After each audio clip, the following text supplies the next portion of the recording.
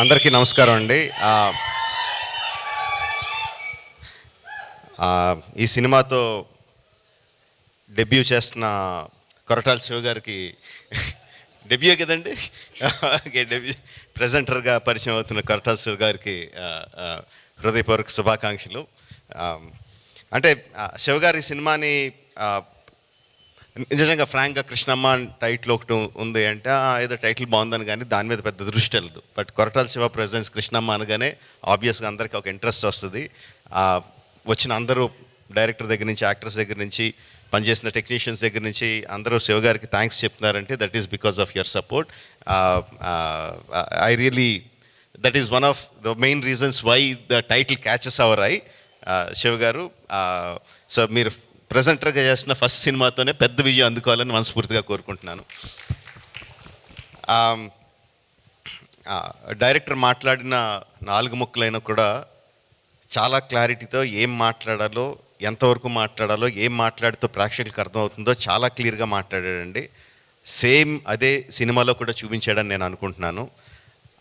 That is also because చూపించిన trailer కానీ teaser కానీ చాలా ఉన్న తక్కువ షాట్లలోనే చాలా అట్రాక్టివ్గా, డెఫినెట్గా ఈ సినిమాని థియేటర్లో చూడాలనిపించేలాగా క్రియేట్ చేశాడు. So I wish him all the best Krishna, very good.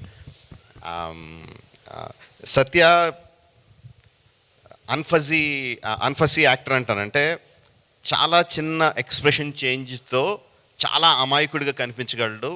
చాలా చిన్న ఎక్స్ప్రెషన్ చేంజ్తో చాలా ఇంటెన్స్ హీరోయిక్ యాటిట్యూడ్ ఉన్న యాక్టర్లా కనిపించగలడు. He has a full spectrum of acting, చాలా తక్కువ మందికి ఉంటుంది అలాంటిది. అందులో సత్య ఒకడు.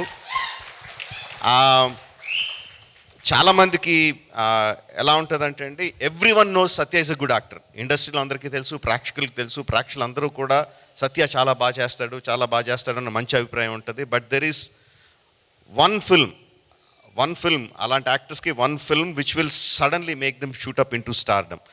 I think Krishnamma will be that for Satya. All the best Krishna and Satya and all the team. Wish you all the best. Bhairava ఎక్కువ చెప్పకూడదు వాడి గురించి, but I'm very proud of him.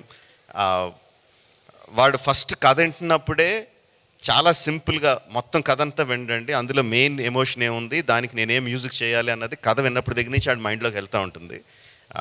And దానికి ఇచ్చే మ్యూజిక్ కూడా అంత ఇంటెన్స్గా, మధ్యలో కొంచెం గ్యాప్ వచ్చినా కూడా గ్యాప్ వచ్చిన వెంటనే మళ్ళీ నేను ఇంకేమన్నా బెటర్గా చేయగలనా అని చెప్పి మళ్ళీ he reworked on the rerecording of the film. ఆ విషయం నాకు తెలుసు.